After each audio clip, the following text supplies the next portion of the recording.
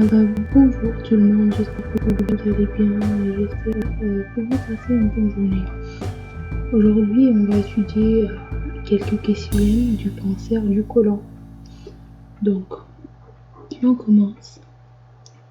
Le facteur pronostic essentiel de l'adénocarcinome du côlon est la taille, le caractère circonférentiel, l'existence d'un adénome associé, l'existence d'une métastase ganglionnaire. La microsécrétion, donc là on pense, quel est le facteur? Donc c'est un seul facteur, donc bien sûr le plus grave c'est l'existence des métastases. Oui, c'est vrai.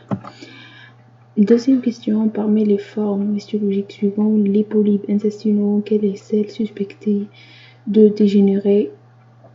L'hyperplasie, l'armatome juvénile, l'adénomateux et l'inflammatoire. Ah ben, bien sûr, le plus fréquent dans les polypes intestinaux sont les adénomateux.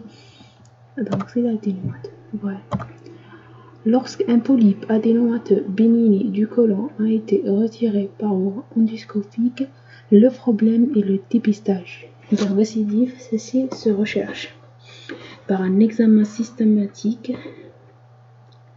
Après la polypectomie, quel examen choisissez-vous? Donc, après un polype, une adénomateux bénigne du côlon a été retiré. Donc, on a retiré, on a un récidif. Donc là, bien sûr, on va faire une coloscopie totale. Parmi les affections coliques suivantes, quelle est celle qui se complique d'un carcinome colorectal avec une plus grande fréquence? Colite granulomateuse, rectocolite ulcéro-hémorragique, diverticulose sigmoïdienne, amibiase et mélanose colique.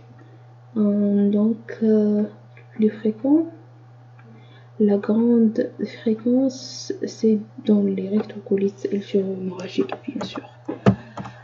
Parmi les propositions suivantes, indiquez celle qui fait évoquer le diagnostic des tumeurs villeuses de l'ampoule rectale. L'ampoule rectale, des émissions rectales fréquentes d'aspect blanc d'œuf. Non. Une image d'addition est régulière vue sur le rectum ou la parite. Une prolifération dure bourgeonnante et ulcère vue en rectoscopie. Une diarrhée fécale chronique avec rouge caramine. Un temps d'apparition inférieur à 2 heures, donc c'est vrai. Un masse moelle perçue au toucher rectal. La correction c'est 1. L'émission rectale fréquente d'aspect blanc d'œuf, c'est vrai, le matin, je sais pas, mais bon, c'est vrai. Image d'addition régulière vue sur le rectum ou lavement parite. Une masse molle perçue au toucher rectal, bien sûr. Parmi les informations suivantes concernant la perforation diastatique du sécum, quelles sont celles qui sont exactes? Elle est secondaire à une ischémie de la paroi sécale. Elle peut se produire en amont d'un cancer sigmoïde. Elle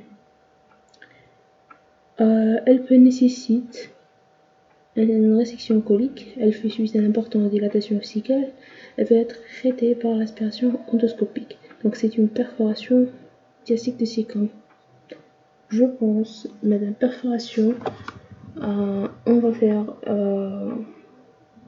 une résection coliculée, une importante dilatation sécale. On fait suite à une importante dilatation sécale, bien sûr, et fait secondairement une ischémie de la paroi. Elle est secondaire à une ischémie de la paroi sécale. Peut se produire en amont d'un cancer sigmoïde. Oui. Peut nécessiter une résection colique.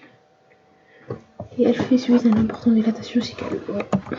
Parmi les techniques de dépistage suivantes, quelles sont celles qui sont adaptées au cancer du côlon? Recherche d'hémorragie occulte par interstitiaque, ouais. Dosage d'un alpha-fluoroprotéine.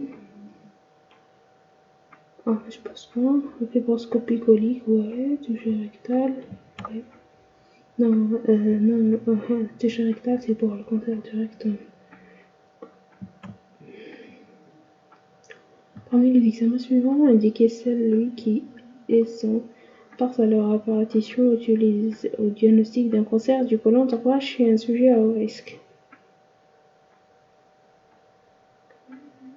Tomodensitométrie. Ouais. En coloscopie. Ouais, puisqu'un sujet à haut risque, hein. On doit faire directement la coloscopie. Parmi les lésions suivantes, indiquez celles qui peuvent être fréquenteuses. Non, c'est clair ça. Donc, on a adénome rectal, polyadénomatose vileux du côlon, armatome colique, polype hyperplasique du rectum et colite amibienne. Adénome rectal. Oui. Polyadénomatose. Oui. Armatose colique. Peut-être. Donc c'est l'adénome rectal. Bientôt, vous allez comprendre que c'est l'adénome rectal, c'est une chose à retenir très important. Parmi les éléments, je dirais les éléments radiologiques suivants qui témoignent de l'occlusion organique par un cancer sténoso du sigmoïde. Distension harmonieuse essentiellement grâce aux saisons scrale du côlon. Et moi j'ai droit à Eric préopératoire, périphérique plus haute que large. Destinale plus large. Non. Artère de rectum. Mais plus haute que large, c'est pour le côlon. Donc la présence d'air dans le rectum, absence des parois des scrales. Donc c'est le majeur de plus haute que large parce que c'est un côlon. Parce que l'intestin c'est plus large que vous. Les adénomateuses vileuses colorectales présentent un plusieurs des caractères suivants avec une plus grande fréquence que l'adénome tubuleux, lesquels disposition nappe, taille inférieure à 1 cm, topographie distale, persécution du muqueuse, transformation consommateuse. Les caractères plus grands, une fréquence que l'adénome tubuleux.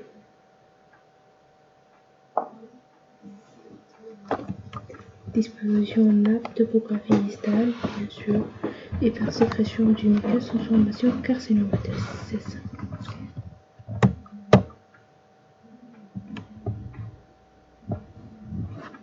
Un cancer de sigmoïde peut, par dissémination lymphatique, s'accompagner d'odénopathie, d'origine artère mésentérique supérieure ou bien inférieure, allant de veine mésentérique inférieure, allant de l'artère iliaque, primitif gauche sur l'arcade bordant paracolique. Donc je pense l'artère mésentérique inférieure, l'artère veine mésentérique inférieure et l'arcade bordant paracolique. Les carcinomes coliques observés au cours de l'évolution d'un recto-colite hémorragique différent à un carcinome colique habituel par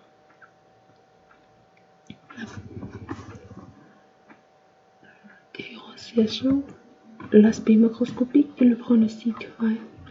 Différenciation, l'aspect pronostic. La différenciation, l'aspect macroscopique, le pronostic. Ouais. Donc, on continue. Les carcinomes observés dans l'évolution d'un polypose d'adénomatose familiale différent des cancers carcinomes habituels par plusieurs des caractéristiques suivantes, lesquelles l'apparition d'un âge avancé. C'est un type histologique, l'aspect macroscopique, la modalité évolutive locale. Donc, c'est l'apparition à un âge avancé, modalité évolutive locale.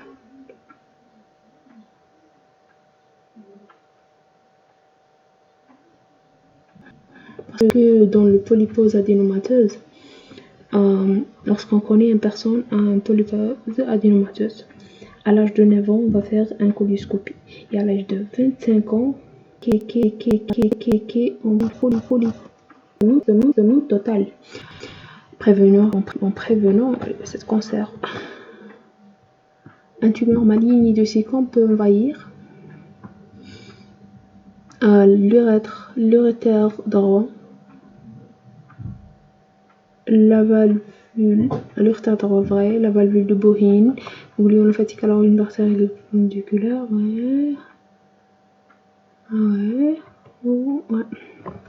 Donc, l'urétère valvule Bohin, les ganglions lymphatiques à l'origine de l'artère mésenterique inférieure et la péritone parietal postérieure. Dernière question, devant une constipation chez un homme de 50 ans. Les caractères qui sont en faveur d'une cause organique et notamment d'une tumeur rectocolique comportent l'existence d'un antécédent familial de cancer rectocolique, ouais, le seuil supérieur de 5 ans de trouble, la présence de rectorragie, ouais, le caractère banni des selles, les douleurs anales vives après le passage du sein. Donc la réponse, c'est l'existence des antécédents familiales cancer rectocolique, la présence de rectorragie, le caractère repané des selles, ouais, c'est le caractère repané, c'est bien sûr le caractère qui est grave, présence des rectorragies, l'existence des antécédents familiales du cancer rectocolique. Donc c'est ça pour les QCM du cancer du côlon. J'espère que ça vous plaît et si vous aimez comme ces vidéos, n'hésitez pas de me dire dans les commentaires si vous avez des questions à n'importe quel sujet, pas exactement cancer du côlon, et si vous voulez un autre cancer, un autre cours dans le prochain vidéo, n'hésitez pas de me dire dans les commentaires et n'oubliez pas de liker, subscribe and share. Thank you very much for your watch.